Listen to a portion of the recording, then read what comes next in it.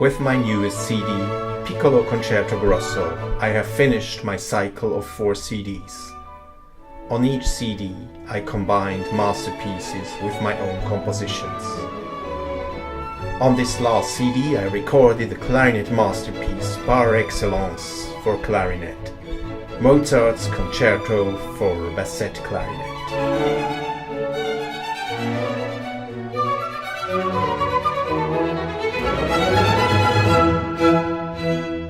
Thanks to the research of my revered teacher Hans-Rudolf Stalder, it is generally known today that Mozart composed his concerto for a basset clarinet with a range extending a third lower.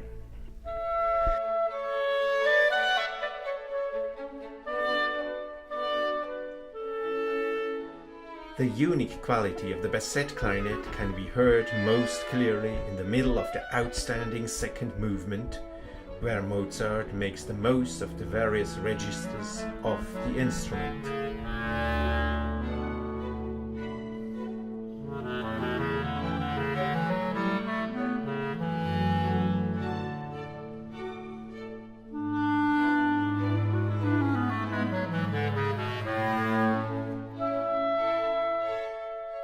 One could almost think that several people were playing.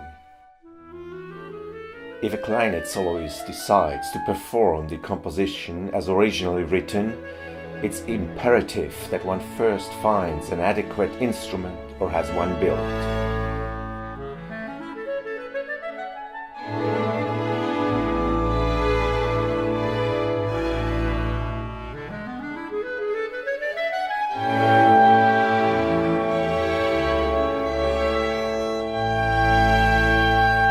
I was very happy to become acquainted with Jochen Segelke, with whom I was able to further develop the basset clarinet.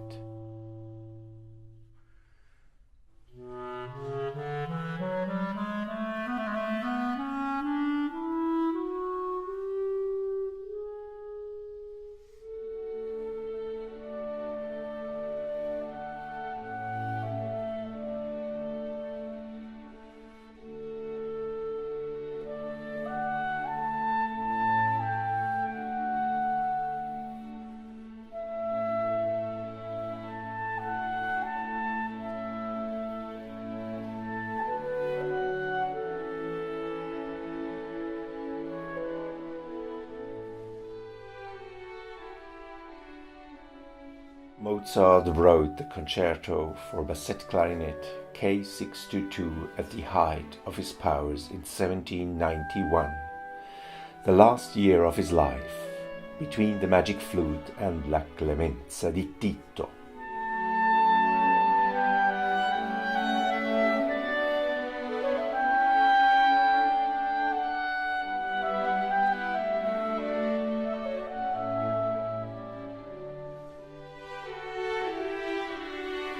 In the concerto, he masterfully exploited the 4-octave range of this special instrument.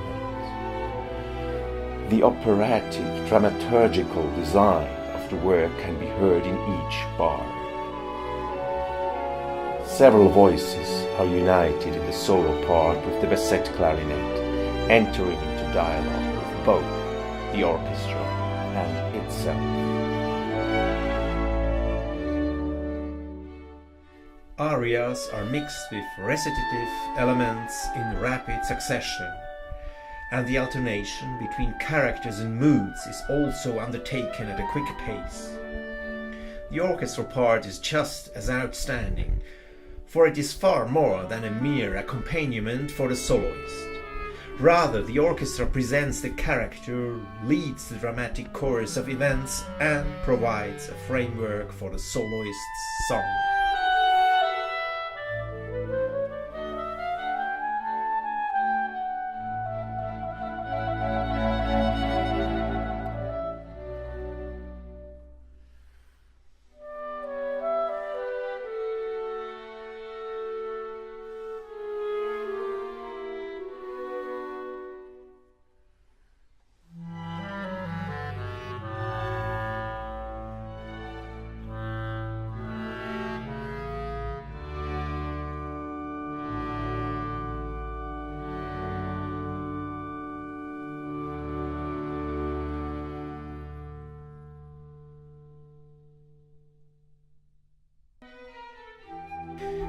The task of the soloist is to carefully read the orchestra so as to bring out the close connection between soloist and orchestra in his interpretation.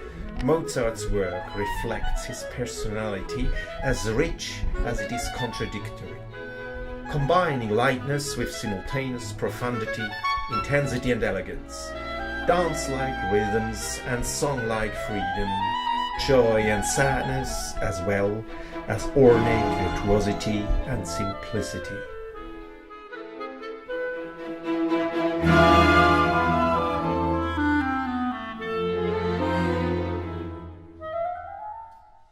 It was important to me to do as much justice as possible to Master Mozart, knowing full well that it also requires my personal interpretation. In so doing, I placed special emphasis on a pure intonation as opposed to the equal temperament prevalent today and the tradition of ornamentation.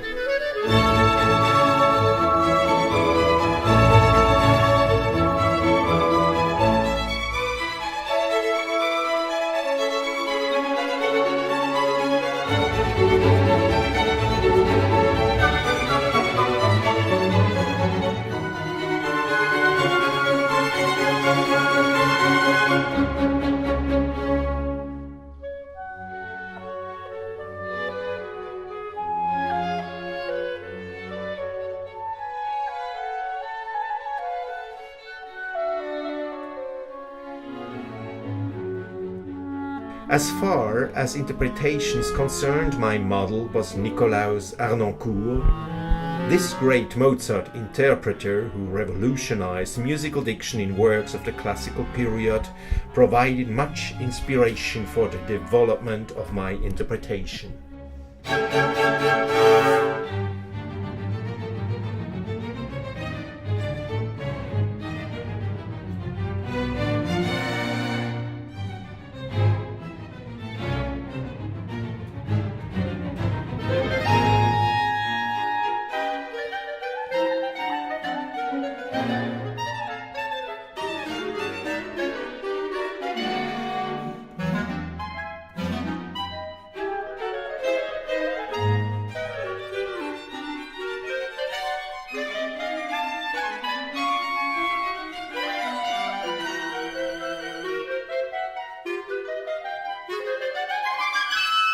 My Piccolo Concerto Grosso is written completely in my own compositional language and directly refers to only 2 works of Mozart.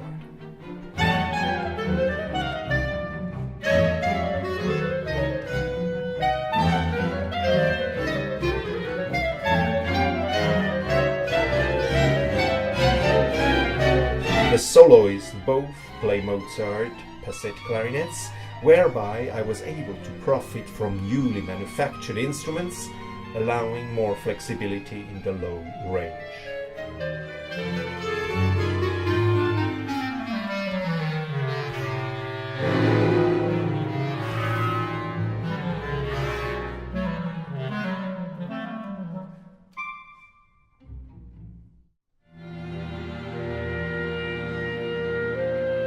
Both the title and the form of the work point to the origin of the solo concerto. The soloists enter into a dialogue, competing with each other, dancing, embracing each other, and then going their own respective ways. One of the central passages from Mozart's operas is prepended in the finale.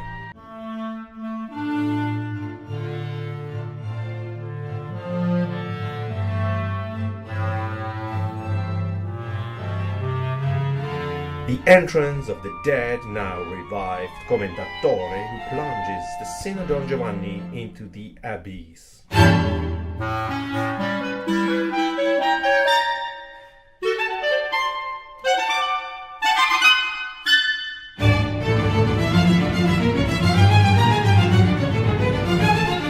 It marks the fall of corrupted, high-handed persons in positions of authority.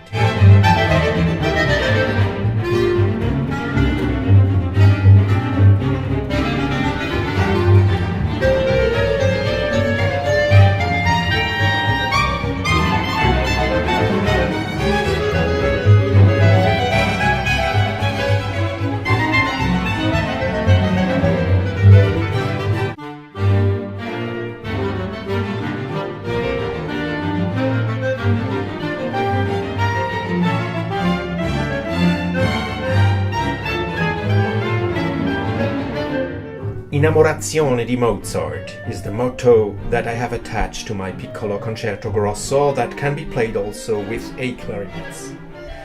Mozart was an inspiration and model for composers since his death. His lively spirit and positive energy will always have an influence on the future of the music.